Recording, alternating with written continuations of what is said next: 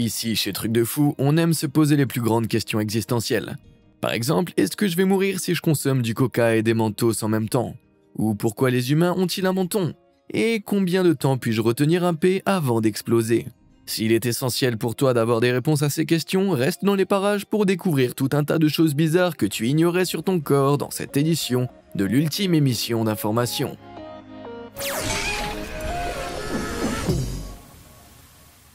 Pourquoi le bruit des ongles sur un tableau nous fait-il grimacer? Il y a très peu de sons qui sont aussi universellement détestés que les crissements des ongles sur un tableau noir. Les seuls sons qui peuvent être considérés comme ayant un effet similaire sont le raclement d'une fourchette sur une assiette, un morceau de craie sur une ardoise, ou une lourde chaise métallique traînée sur un sol carrelé. Mais qu'est-ce qui rend ces bruits de raclage si insupportables pour nos oreilles si sensibles? Heureusement, des chercheurs se sont lancés dans un projet visant à répondre à cette question brûlante en 1986.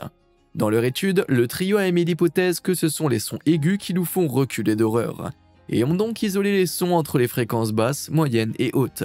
Après avoir fait écouter ces enregistrements à des sujets de test, ils ont découvert qu'ils avaient en fait tout faux. La suppression des fréquences aiguës ne rendait pas les sons plus supportables, mais fait remarquable, la suppression des fréquences moyennes le faisait. Ils ont ensuite fait une découverte encore plus surprenante. Il s'avère que les ondes sonores associées aux cris d'alarme des primates, en particulier les chimpanzés, sont étrangement similaires aux ondes sonores aversives de fréquence moyenne produites par des ongles sur un tableau noir. Ainsi, la raison pour laquelle on ne supporte pas ce son pourrait bien être qu'il déclenche en nous une réponse primitive automatique et inconsciente, à savoir le fait d'entendre un cri d'alarme strident. Qui l'eût cru? Même l'idée d'entendre des clous sur un tableau noir nous fait grincer les dents. Au moins maintenant, je sais pourquoi. Pourquoi ne pas équilibrer ce sentiment par un autre son assez cool? Comme le son super satisfaisant que tu entends lorsque tu cliques sur les boutons j'aime et s'abonner. Ah, et n'oublie pas de jouer avec cette petite icône de cloche aussi, pour ne pas manquer un autre contenu incroyable. Maintenant, revenons à nos faits divers. Boire du coca après avoir mangé des mentos peut-il vous tuer? Ah, la vieille expérience du coca et du mentos. Dévisser le bouchon, déposer une rangée de bonbons à la menthe et regarder un impressionnant geyser de soda jaillir dans l'air comme un volcan endormi depuis de nombreuses années. La science derrière tout cela est assez simple. Bien que les mentos semblent lisses, ils ont en fait un revêtement extérieur rugueux qui brise les liens entre le gaz carbonique et l'eau du Coca Light, créant des bulles de gaz carbonique qui provoquent l'éruption. Heureusement, le fait de la même réaction puisse se produire dans votre corps n'est qu'un mythe urbain. En effet, l'enrobage rugueux du bonbon commence à se dissoudre à peu près dès que vous le mettez sur votre langue. Introduire des mentos dans votre estomac puis boire un verre de coca ne peut que provoquer des rôts particulièrement violents. Le seul danger réside dans le fait que certaines personnes ne parviennent pas à rôter suffisamment pour libérer le gaz avant que la pression ne devienne trop forte. Dans ce cas, vous pourriez avoir de vilains maux d'estomac, ou dans le pire des cas, une petite rupture. Mais c'est peu probable car la plupart des gens vomiraient avant que cela n'arrive. Si vous essayez d'avaler les mentos et le coca en même temps et de garder le mélange dans votre bouche, vous ne ferez probablement que cracher du coca mousseux partout. Donc ça ne vous tuera pas, mais c'est quand même une idée stupide. Pourquoi est-ce qu'on pleure? Qu'il s'agisse d'une scène de votre film préféré, d'une joie débordante ou de douleur écrasante d'un chagrin d'amour de lycée, il n'est pas difficile de nous faire couler des larmes salées. Mais pourquoi est-ce qu'on le fait? Les pleurs peuvent être définis scientifiquement comme l'écoulement de larmes en réponse à un état émotionnel.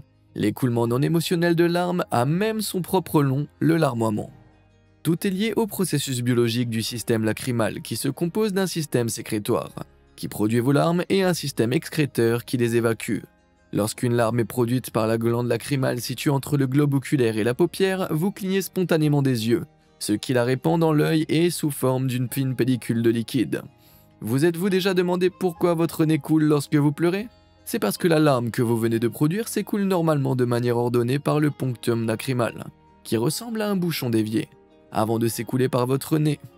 Mais lorsque vous pleurez à chaudes larmes, le système de drainage lacrymal n'est pas en mesure de traiter l'important volume de larmes qui arrivent et celles-ci finissent par couler en cascade sur vos paupières et vos joues. Nous produisons en fait 3 types de larmes différentes, les larmes basales, réflexes et psychiques. Les larmes basales nourrissent et lubrifient la cornée, tandis que les larmes réflexes aident à éliminer les irritations causées par des particules ou des vapeurs étrangères. Lorsque vous pleurez soudainement en coupant des oignons, vous produisez des larmes réflexes. Les larmes psychiques ou pleurantes sont celles que nous produisons en réponse à des émotions fortes comme la tristesse, la colère, le plaisir ou la douleur physique. Ces larmes contiennent même un analgésique naturel appelé leucine-ampakine, ce qui pourrait expliquer pourquoi les gens disent qu'un bon pleur rend tout meilleur. Allez-y, lâchez-vous les amis. Est-ce qu'on peut mourir d'un cœur brisé? Lorsque l'actrice adorée de tous, Carrie Fisher, est décédée le 27 décembre 2016, le monde a fait un deuil collectif. Mais la tragédie n'a fait que redoubler lorsque sa mère, Debbie Reynolds, est également décédée subitement le jour suivant. À l'époque, le consensus général était que Madame Reynolds était morte de cœur brisé. Mais est-ce que c'est vraiment médicalement possible? Le terme chagrin d'amour est utilisé pour désigner les symptômes émotionnels et physiques d'un cœur brisé. Mais nous savons tous que votre cœur ne se brise pas réellement, n'est-ce pas? C'est exact, mais le stress qui en résulte peut être tout aussi préjudiciable à votre bien-être. Selon le docteur Nicky Stamp, chirurgien cardiologue australien, ce type de stress peut augmenter votre rythme cardiaque et votre pression artérielle, faire travailler votre cœur plus vite, rendre votre sang collant et endommager votre système immunitaire. Et ce n'est pas tout. Lorsque nous sommes pris dans un chagrin d'amour, il est facile d'oublier de prendre soin de nous. Se gaver d'aliments réconfortants et rester au lit pendant des jours a forcément des conséquences négatives. Ces symptômes peuvent sembler sans importance, mais il existe en fait un véritable état médical que les médecins utilisent pour désigner la mort par cœur brisé. La cardiomyopathie de Takotsubo. Dans de rares cas, une poussée massive d'adrénaline lors d'un événement très stressant peut provoquer quelque chose de similaire à une crise cardiaque. Cette pathologie a été décrite pour la première fois au Japon en 1990, après que le cœur d'un patient ait ressemblé à une pieuvre japonaise appelée Takotsubo. Toutes les personnes qui souffrent de Takotsubo n'en meurent pas, mais cette affection est bien réelle. Alors pensez-y la prochaine fois que vous romprez avec quelqu'un par texto. Qu'est-ce qu'il se passe si on mange un tube entier de dentifrice? Après s'être brossé les dents 2 fois par jour pendant toute une vie, on a certainement ingéré une bonne dose de dentifrice. Mais avaler un tube entier de ce produit est un aller simple pour les urgences. Selon la Bibliothèque nationale de médecine des États-Unis, si vous avalez une quantité importante de dentifrice qui ne contient pas de fluorure, vous survivrez probablement. Tant que vous buvez beaucoup d'eau ou de lait et que vous ne vous faites pas vomir, la pire conséquence à laquelle vous serez confronté sera un méchant mal de ventre. Les dentifrices à base de fluorure, par contre, sont une toute autre affaire. Le fluorure, qui est un minéral naturel, devient toxique à très forte dose. Si vous deviez manger un tube entier de dentifrice au fluorure, vous devriez immédiatement appeler le centre antipoison. Toute une série d'effets secondaires désagréables peuvent survenir. Douleurs stomacales, occlusion intestinale, convulsions, diarrhée, difficultés respiratoires, bave, choc, tremblements, faiblesse, vomissements et même crise cardiaque. En gros, vous êtes sur le point de passer un très mauvais moment. L'eau ou le lait est une bonne première ligne de défense. Mais vous devrez vous rendre aux urgences. Une fois arrivé là-bas, vous recevrez probablement une dose de charbon actif pour empêcher l'absorption du reste du poison, du calcium comme antidote au poison et un tas de tests et de fluides. Ou vous pourriez simplement utiliser le dentifrice comme une personne normale. Combien de temps pouvez-vous retenir vos fesses avant d'exploser? Vous êtes-vous déjà retrouvé dans une situation délicate où vous avez besoin de lâcher un numéro 2 au moment le plus inopportun? Vous êtes peut-être coincé dans une voiture lors d'un long voyage dans le désert, ou vous venez d'arriver dans un lieu de rendez-vous populaire pour dîner. Si vous vous concentrez suffisamment, vous pourriez même le retenir si longtemps que vous aurez l'impression qu'il a complètement disparu. Mais combien de temps faut-il se retenir d'y aller? C'est peut-être un sujet tabou, mais faire caca est essentiel pour aider à évacuer les toxines nocives de l'organisme. Après avoir mangé, il faut environ 6 à 8 heures pour que les aliments passent par l'estomac et l'intestin grêle. De là, ils pénètrent dans le gros intestin, alias le côlon, pour être digérés, absorber de l'eau et enfin éliminer les aliments non digérés. Le côlon mesure environ 152,4 cm de long et 7,2 cm de diamètre, et il faut environ 36 heures pour que les aliments y circulent. Au total, il faut entre 2 et 5 jours pour que les aliments soient digérés et transformés en sel selon les individus. Il n'est pas vraiment essentiel de faire un numéro 2 tous les jours. En fait, un horaire de sel normal peut aller de 3 fois par jour à 3 fois par semaine.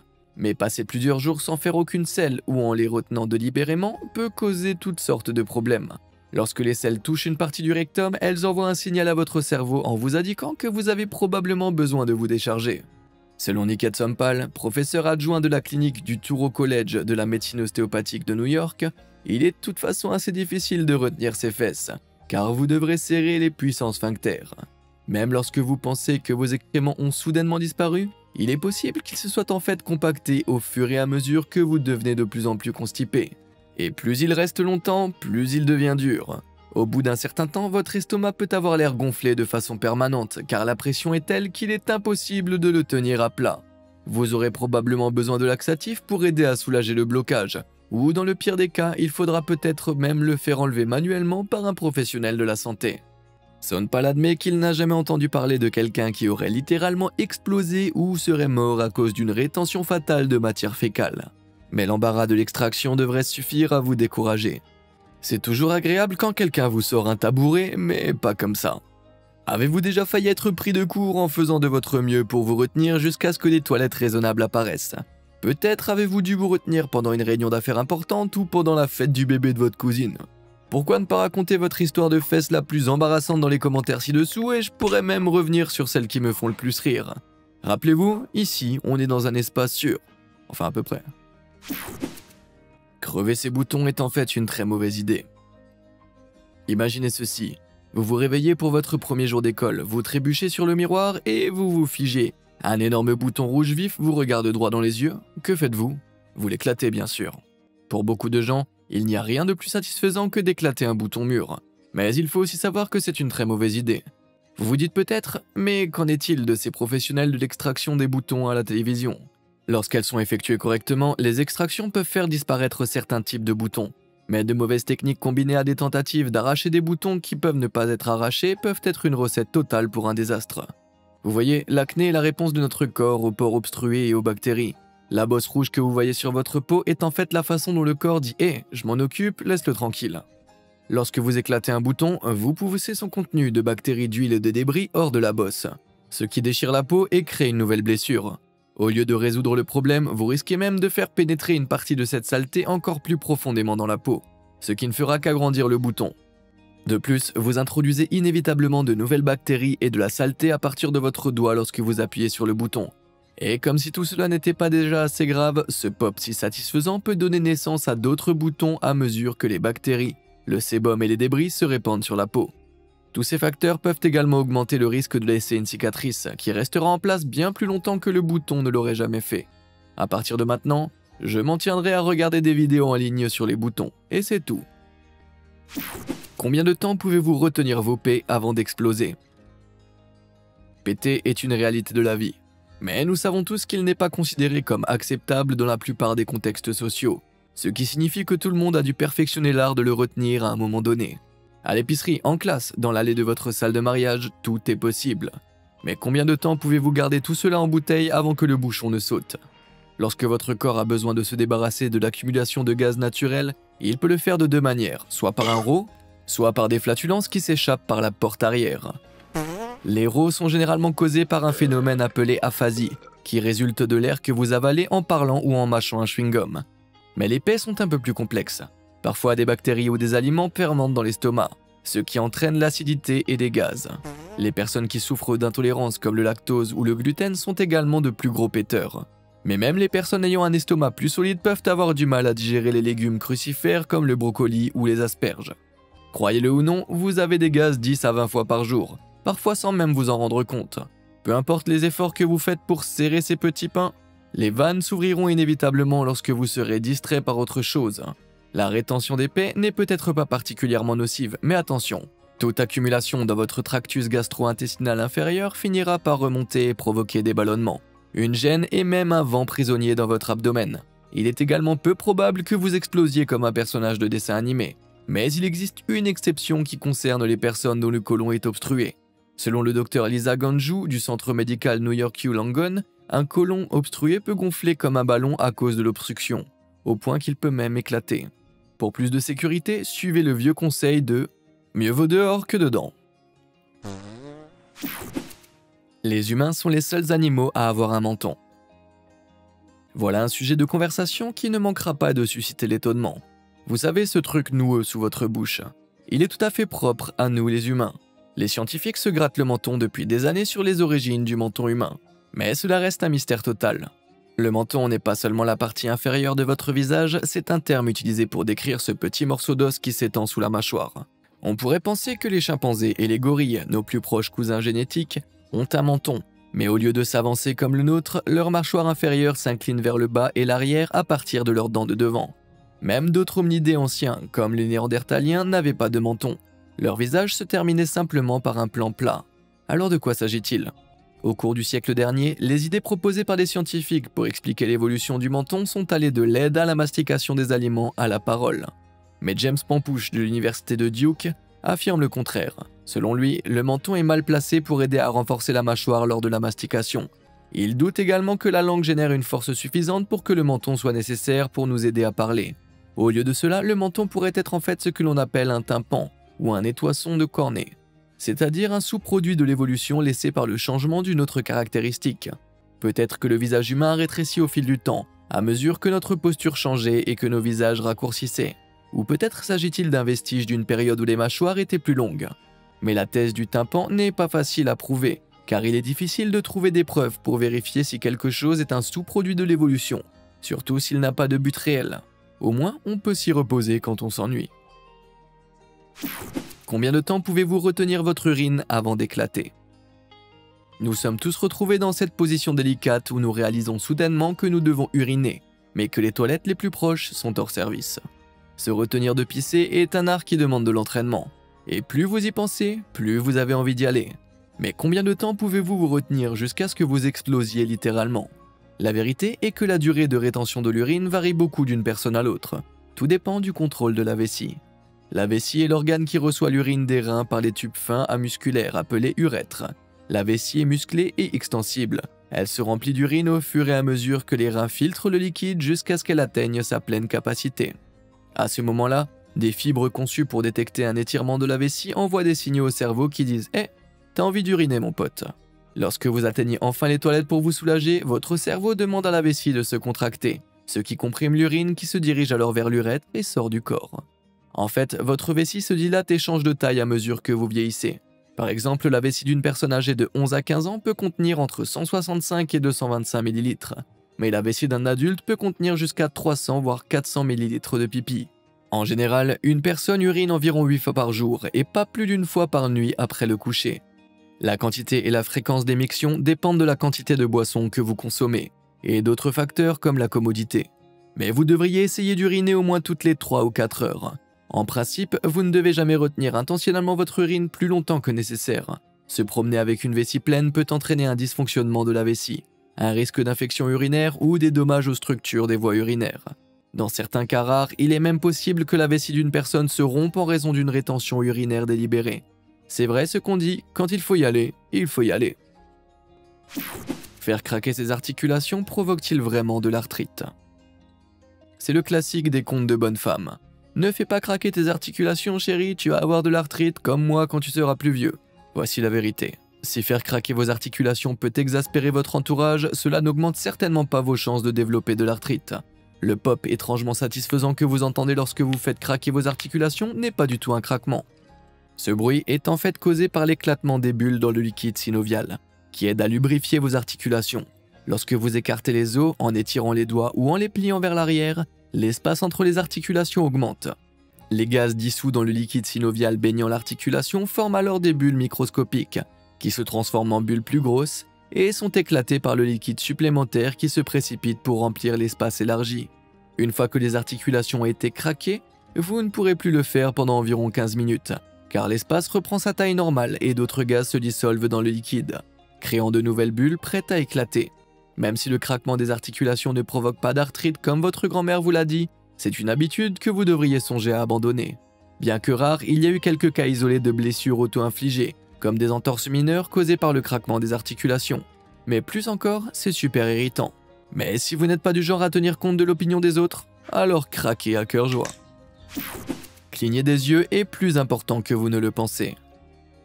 Notre corps est une machine si raffinée et si bien huilée que nombre de ces processus se déroulent sans que l'on s'en rende compte. L'un de ces processus est le clignement des yeux. Vous en prenez peut-être soudainement conscience à présent, mais dans une journée normale, vous clignez des yeux sans même vous en rendre compte. À moins que vous ne soyez Hannibal Lecter, vous clignez probablement des yeux toutes les 2 ou 3 secondes, soit 28 800 fois par jour pour une durée de 40 à 200 millisecondes à chaque fois. Mais à quoi cela sert-il? La principale raison pour laquelle nous clignons des yeux et de recouvrir la cornée, le tissu le plus externe de l'œil, d'une couche de larmes afin de la maintenir humide et exempte d'irritants, qui pourraient l'endommager. Le clignement des yeux, un réflexe sur lequel nous avons peu de contrôle, il est difficile d'imaginer ce qui se passerait si nous arrêtions complètement de cligner des yeux. Votre cornée deviendrait probablement douloureusement sèche, ce qui pourrait même entraîner des problèmes de vue. Le clignement des yeux requiert une grande coordination, mais les scientifiques en sont encore à apprendre les détails de ce qu'il se passe réellement à chaque fois que nous fermons brièvement les yeux. Il existe même des mouvements oculaires distincts appelés saccades, qui ne se produisent que lorsque nous clignons des yeux. Ces mouvements réalignent les globes oculaires obliquement dans le champ de vision, ce qui signifie que lorsque vous ouvrez les yeux après un clignement, vous êtes probablement toujours en train de regarder ce que vous regardiez auparavant. Ce qui est encore plus impressionnant, c'est ce qu'il ne se produit pas lorsque vous clignez des yeux. La lumière ne perd pas son éclat, les images ne deviennent pas floues, et vous ne perdez pas votre concentration. Selon une étude de 2012, le cerveau utiliserait les mêmes clignements pour faire des mini-pauses. Ah, si seulement chaque clignement pouvait être ressenti comme une sieste. Lequel de ces faits incroyables a le plus changé votre façon d'appréhender votre propre corps? Si vous n'avez pas encore trouvé votre bonheur, pourquoi ne pas vous remplir le crâne de nouvelles anecdotes en regardant les autres épisodes de cette série? Et comme d'habitude, merci de nous avoir suivis.